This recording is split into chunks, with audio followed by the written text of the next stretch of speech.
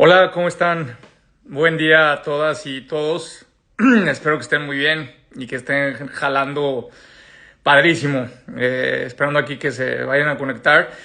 Quise hacer este video y lo quiero hacer porque muchas personas, bueno, están conectando. Buen día a todas y todos. Les decía que quiero hacer este video porque una persona en mi canal de Telegram me hizo una pregunta y a lo largo de la semana me han estado preguntando pues la misma pregunta de todo el tiempo. Oye, Levi, ¿por qué está subiendo el dólar súbitamente? ¿Qué le está pasando al peso mexicano? Y te quiero pedir que si te gusta este video y consideras que esta información es importante, por favor la compartas y la reproduzcas. ¿Y sabes por qué?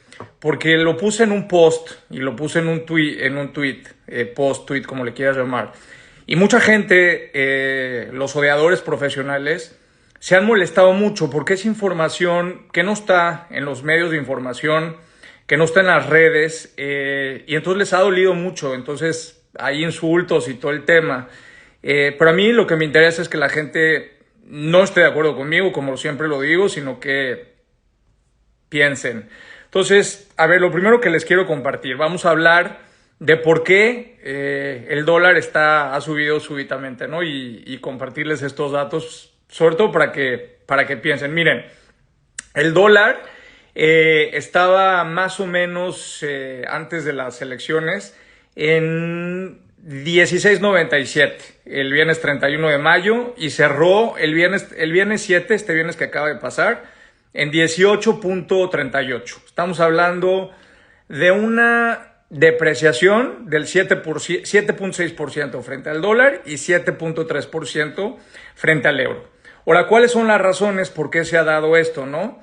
La primera razón es que ya no hay oposición política en México. Como lo he dicho muchas veces, ya no hay oposición política. Los partidos viejos, pues ya todos sabemos el resultado de las elecciones. Entonces, ¿quién es la nueva oposición en el país? Los mercados financieros, las empresas y los oligopolios que van moviendo ahí sus palanquitas y van tomando decisiones y van ejerciendo un control propio. Ahora, ¿cuál es ese control y cuáles son las medidas y las cosas que está haciendo este grupo de grandes empresas y los mercados financieros como nueva oposición? A ver, la primera de ellas, hay que recordar que México ha llevado una política monetaria de avanzada, mucho más avanzada que la Fed. Ha subido las tasas de interés y ha sido tasas de interés que son mucho más atractivas para grandes capitales golondrinos. Mucha gente les llama inversionistas, yo les llamo rentistas porque son, al final de cuentas, son especuladores, ¿no? Entonces, ¿qué sucede? Muchas de esas empresas que compran papel y que compran deuda mexicana son empresas de México, son grandes oligopolios de México que compran papel, pero lo que hacen es van a Estados Unidos, se endeudan en Estados Unidos a una tasa 1, más o menos aproximadamente, nada más para que me dé a explicar, contratan deuda en Estados Unidos a una tasa más barata que en otro mercado, y traen ese dinero y llevan ese dinero a México. El delta, el diferencial que hay de la tasa de interés de Estados Unidos frente a la tasa de interés de México, lo que sucede es le genera una ganancia a ese capital derivado de la tasa de interés de Estados Unidos a la tasa de interés en México. Entonces, grandes oligopolios lo que han hecho esta última semana ha sido vender esa deuda y esos papeles que tienen del gobierno mexicano. ¿Para qué? Para decirle al gobierno que el poder económico son ellos, que el poder económico es el que manda y que la piensen muy bien antes de tomar decisiones. ¿Por qué razón? Porque los mercados y esas empresas sabían que quien iba a ganar era Claudia Sheinbaum. Eso estaba claro. Muchas veces lo platiqué, aunque ya no hablo yo casi pues mucho de política, y eso ya estaba claro. Lo que no estaba claro es que iba a ganar por una gran ventaja y que iban a tomar una diferencia abismal en el Congreso que casi le lleva a tener la mayoría calificada al grupo o al partido gobernante, que es Morena, y nomás le faltaron 4 votos para lograr la mayoría calificada. Prácticamente la tienen porque se van a aliar con algún otro partido y la van a tener. Entonces, los mercados y los oligopolios pues están temblando porque no esperaban que iba a haber esa mayoría. Entonces, lo primero que hicieron fue vender, desestabilizar claramente no es que sea un plan macabro, simplemente lo que están haciendo es accionar, como te estoy diciendo, y reaccionar como la oposición financiera que van a hacer, ¿no? Entonces, la primera gran medida la primera respuesta es entender que los grandes tenedores de la deuda mexicana son los grandes oligopolios en México. Por eso, en México, quienes dicen que le ha ido mal a los ricos están completamente equivocados, porque si a alguien le ha ido bien en el periodo de López Obrador, han sido a los bancos. Los bancos han ganado una cantidad estratosférica de dinero. Les ha ido súper, súper bien. Por eso en mis posts yo hice un análisis y la conclusión es muy clara. Ahí están los datos. A los ricos les ha ido súper bien y los pobres, por la razón que quieras y mandes, tú le puedes llamar dádivas, transferencias, lo que sea. Ahí hay un análisis muy interesante que hizo alguien de Gatitos por la Desigualdad, que vale la pena que lo vean. Y es algo que yo he hablado durante mucho tiempo, pero habla también de que esto no tiene que ver tanto con un tema de transferencias sociales, sino que está apoyado a tiros láser y tiros de presión de las clases medias. Entonces, el primer argumento de por qué el dólar subió es esos rentistas, esos oligopolios, venden su papel de deuda y lo que hacen es, ya no le están ahorita apostando esta semana, quieren desestabilizar y lo que están mostrando es pues el músculo para decir, a ver papá, aquí el que manda es el mercado y nosotros sí podemos afectarte el tipo de interés y evidentemente también el mercado de valores. Esa es la primera gran respuesta. La segunda gran respuesta tiene que ver con entender que esos oligopolios o esos rentistas no estaban de acuerdo y no están de acuerdo con este gobierno. Entonces van a hacer todo lo que sea necesario para poder manifestar su voz. Te preguntarás, oye, ¿tiene que ver esto con la reforma judicial o tiene que ver esto con la reforma al INE? Por supuesto que no tiene nada que ver ni con la reforma judicial ni tampoco con la reforma al INE. ¿Por qué razón? Sencillamente porque lo que está llamando y lo que está diciendo el mercado es que una vez que vendes esto, se estaba dando por descontado que iba a venir, sin duda alguna, como ya te dije, un triunfo electoral de Sheinbaum. Y al final de cuentas, de lo que se trata, y ojo, aquí entramos a la política fiscal de México. La política fiscal de México es por mucho más estable y mucho más fuerte que la política monetaria. ¿Qué quiere decir esto? Los fundamentos macroeconómicos de México se basan en el gasto fiscal, se basan en la deuda, se basan en el performance, en el ejercicio como el gobierno está gastando su dinero. Oye, Levi, ¿ha habido deuda? Claro que ha habido deuda. Oye, ¿hay déficit público? Claro que hay déficit público.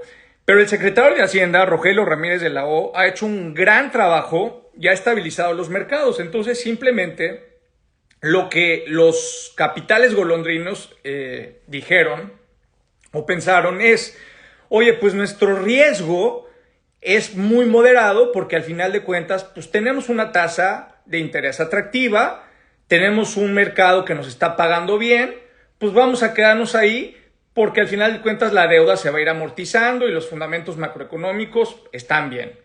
Lo que hacen ahora, y este es el segundo argumento, es dicen, no, ¿sabes qué? Vamos a vender eso, vamos a mover un poquito a otros mercados temporalmente, simplemente para mostrar ese músculo, y vamos a irnos a un mercado en donde no hay tasas tan atractivas, pero lo que sí es, vamos a afectar la divisa. Lo que no han entendido es que al final de cuentas, ellos, al comprar deuda y por ende al entrar capital golondrino a México, no es la única fuente de divisas que le entra al país.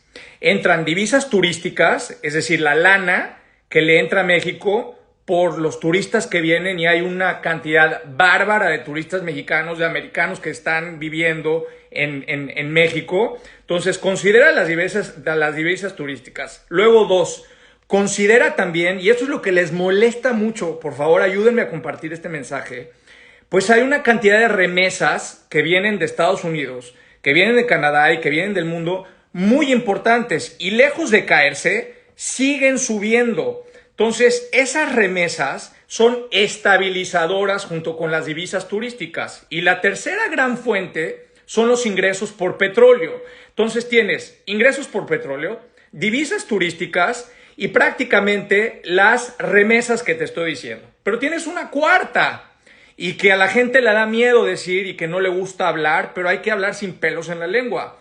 El narco, sobre todo en Estados Unidos, utiliza las remesas para lavar y para blanquear el dinero.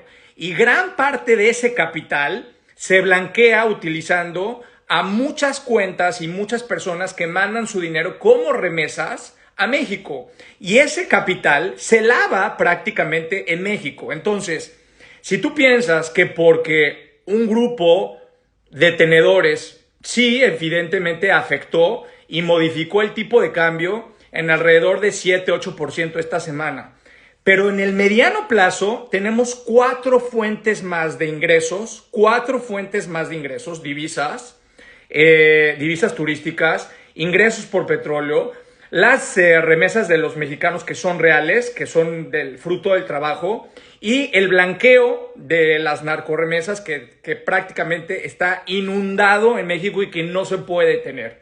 Súmale esas cuatro al tipo de cambio y a lo que ha venido sucediendo. Cero error de diciembre, que no te asusten, que no te sorprenda lo que están diciendo, y no hay crisis ni va a haber crisis económica. ¿Qué esperar entonces del gobierno? Entonces, esas son las primeras dos grandes razones que te quería yo compartir.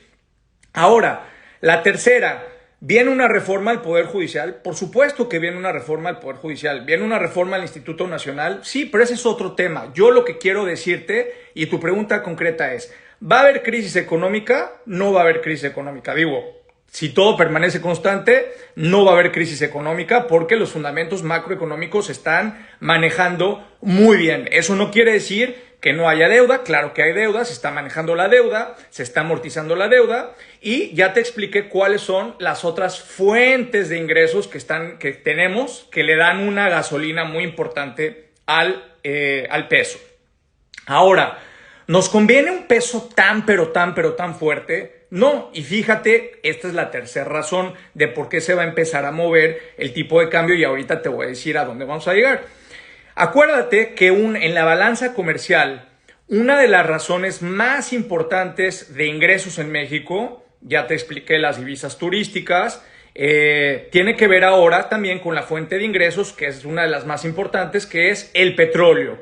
Si el tipo de cambio, si tenemos un dólar más fuerte y un peso débil, eso significa que México recibe menos pesos por el tipo de cambio. Entonces, ya se dieron cuenta que como ya se han dado cuenta desde ese tiempo, pero México tiene que empezar a subir más sus ingresos. ¿Por qué razón? Porque a pesar de que han crecido los ingresos por impuestos, ya vieron que ahí hay un cuate que va a tener que pagar 2.100 millones de pesos, están creciendo también las divisas turísticas, pero se tiene que ir amortizando prácticamente dos grandes cosas: la deuda y el déficit. Este déficit que tenemos un déficit bastante alto de este último año, y entonces el gobierno va a empezar a estabilizar ese déficit, y para eso necesita lana. ¿Y de dónde viene una gran parte de esa lana? De los ingresos del petróleo. Entonces va a empezar, y ya empezó a mandar señales al mercado, que el petróleo necesita tener un peso más fuerte en los ingresos de México. Y entonces, con toda la intención, el gobierno mexicano va a modificar su política monetaria y le va lanzando señales a los mercados, y por esa razón se anticipan los especuladores, y ante este cambio de gobierno van aprovechando y van midiendo, y como decimos los mexicanos, le van midiendo el agua a los camotes por esa modificación que va a venir en el cambio de ingresos, por lo que ya te expliqué. Necesitamos más ingresos para ir pagando el déficit. ¿Qué es el déficit? Es menos ingresos respecto del gasto público. Entonces el gobierno necesita subir fuertemente el tema de sus ingresos. Si tenemos un tipo de cambio muy fuerte del peso, recibimos menos pesos por dólar. Entonces necesitamos un peso menos fuerte para poder recibir más ingresos y para poder hacer algo más, que es muy importante. Tener exportaciones más importantes, no solamente del petróleo, sino de las exportaciones en general, y que México reciba y capte más ingresos por sus exportaciones petroleras y por sus exportaciones no petroleras. Entonces, esa es la tercera razón por la cual está modificándose el tipo de cambio. ¿Tiene que ver eso con una declaración o tiene que ver eso con una crisis? No. Que no te mientan, no te asustes. Yo no tengo pelos en la lengua. Si me preguntas, ¿hay deuda? Te digo, sí hay deuda. ¿Hay déficit? Sí hay déficit. Pero lo que no podemos hacer es mentirle a la gente, meterle miedo y sobre todo algo que les duele durísimo a muchos medios. No saben las insultadas que me empezaron a meter ahorita estas horas. Pero no me importa, son personas del pasado. Yo nada más los bendigo, les doy bendiciones a todos y al final de cuentas yo lo hago y explico esto porque la gente en mi canal de Telegram, una chica me lo pidió y después de tantas veces, bueno, pues ya está. Entonces esa es, digamos, la tercera razón.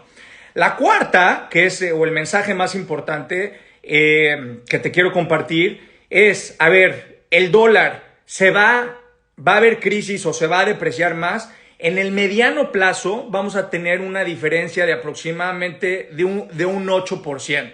No es que el dólar va a llegar a 22 o 23 pesos como mucha gente te lo está diciendo. No va a llegar a eso. Bueno, yo pienso, evidentemente, y te estoy compartiendo por qué razón. ¿Cuáles son las razones que soportan la fortaleza del peso? Pues 4 fuentes que ya te expliqué hace ratito y que no dependemos nada más del mercado de la deuda. Ahora, México tiene tasas de interés altísimas, altísimas. ¿Ustedes creen que si se van esos empresarios y esos rentistas y esos oligopolios, no van a venir nuevos mercados? Pues la respuesta es sí, y esa es la cuarta razón que te quiero dar. Los vacíos en física, en política, en economía y en la vida humana, los vacíos siempre se llenan. Si se van unos, van a llegar otros. ¿Y saben qué? Siempre, siempre, siempre es mejor que la especulación, que los capitales golondrinas se vayan, que estén ahí lo que tengan que estar, pero los fundamentos sólidos de una economía no dependen de esos capitales golondrinas. Y eso es lo que le pasó a Zedillo, y eso es lo que le pasó a Salinas, y eso es lo que le pasó a prácticamente todo el modelo priista en donde yo crecí con crisis, porque al final de cuentas las economías se basaban en especulación, no se basaban en productividad. Hoy nuestra economía se basa en divisas por el trabajo de los mexicanos, por una capacidad de exportación y sobre todo porque hay fundamentos. Tenemos comercio internacional, tenemos un TIMEC y tenemos una capacidad de exportaciones muy importante. Pero y esta es la cuarta razón, la inversión extranjera directa, que es lana real que se queda en el país, que se convierte en empleos, que se convierte en infraestructura, que se convierte en empresas. Esa ha estado subiendo permanentemente y es lo que está creciendo en México. ¿Se han ido capitales? Para nada, la inversión extranjera directa sube, los empleos están subiendo, que es algo muy importante, los empleos siguen subiendo y al final de cuentas esa inversión extranjera directa es la que necesita México y es la que necesita el país, porque esa inversión extranjera directa se transforma en empleos. Cada vez vamos a tener empleos mejores pagados. Esos empleos se traducen tanto por parte del patrón como por parte del trabajador en impuestos. Va a venir una reforma progresiva fiscal en donde quienes ganan más van a pagar más. Y al final de cuentas, el quinto punto, y con esto termino, yo creo, y así lo escribí en mi cuenta, vamos a tener una tecnoizquierda. Espérate, Levi, espérate tantito. ¿Qué es eso de tecnoizquierda? Espérate tantito y barajéamela despacito. A ver, un gobierno innovador, un gobierno ortodoxo, un gobierno en donde la ciencia la ciencia va a estar, y mucha gente va a decir, este hombre está loco, Levi quiere hueso, está chiflado. No, yo no quiero hueso, ni estoy loco, ni nada. Acuérdense, y este video se va a quedar grabado. Claudia Sheinbaum es una científica, está armando un equipazo de gentes que además los conozco perfecto porque Juan Ramón de la Fuente fue mi jefe cuando yo tenía 21 años en la oficina general del abogado general de la UNAM, y conozco muy bien a Juan Ramón de la Fuente, conozco a Rosaura Ruiz. Son gente que vienen de la Universidad Nacional de la UNAM y que traen una estructura mental muy importante.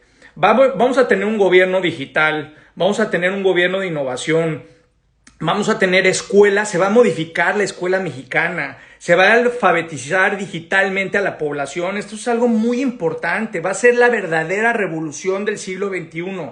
Se va a modificar la forma en cómo se ha llevado educación al campo, a la gente, y viene una nueva alfabetización del siglo XXI. Acuérdense que se los estoy diciendo, y eso lo va a hacer Claudia Sheinbaum. Vamos a tener cada vez más chavos con habilidades digitales, y no es algo que yo quiera, lo sé porque ha estado pasando en la Ciudad de México, yo lo he visto, lo que pasa es que no les gusta darle mucha difusión, y esto es algo que vamos a tener cada vez chavos con más idiomas, vamos a tener niños cada vez con habilidades más digitales, y eso va a ser profundamente importante, porque ¿cuál es el gran imán? ¿Cuál es el gran imán de la inversión en un país?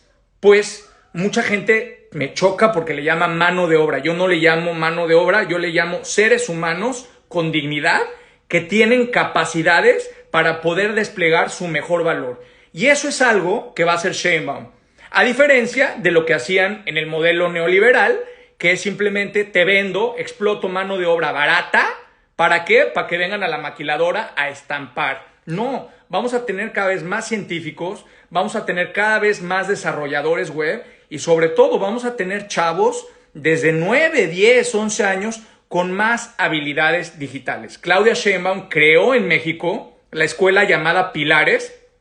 Todavía le falta mucho, pero es una cosa espectacular. Es algo que yo empecé a hacer también con Es Posible, alfabetización digital, páginas web, toda la culturización digital. Y eso para mí es la tecnoizquierda, la tecnología, la progresividad, la ortodoxia, pero con sensibilidad social, apostándole a las mayorías, apostándole al bien común, apostándole al desarrollo y no a la explotación.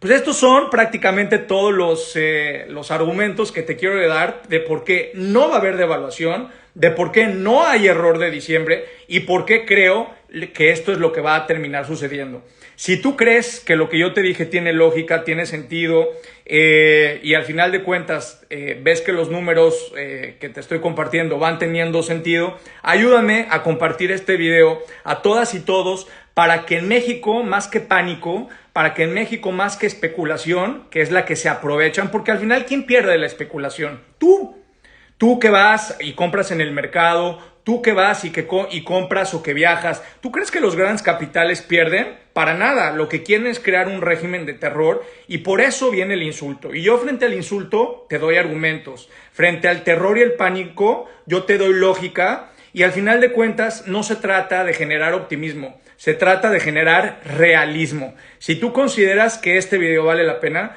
te pido por favor que me ayudes a compartirlo, porque al final de cuentas todas y todos somos mexicanos. Al final de todo el camino, no importa quién esté en una silla presidencial, no importa quién esté gobernando, nos beneficiamos todos si al país le va bien. Si a México le va bien, a todos nos va a ir bien. Ya después veremos qué sucede en la parte política, pero hoy tú, yo, todos tenemos que trabajar muy fuerte. ¿Para qué? Para que haya mejores empleos, para que haya menos migración forzada y para que al final de cuentas nuestros sueños se transformen en realidades. Y eso, como siempre lo digo, solamente se logra con ecosistemas y no con caudillismos. Se logra trabajando, teniendo una mirada fija y no con especulación, con maldad, con rencor y con desear que a nuestro país le vaya mal. Ayúdame a difundir este video. Te mando un abrazo, besos a todos y espero que estén muy bien. Ahí está y nos estamos viendo. Hasta luego.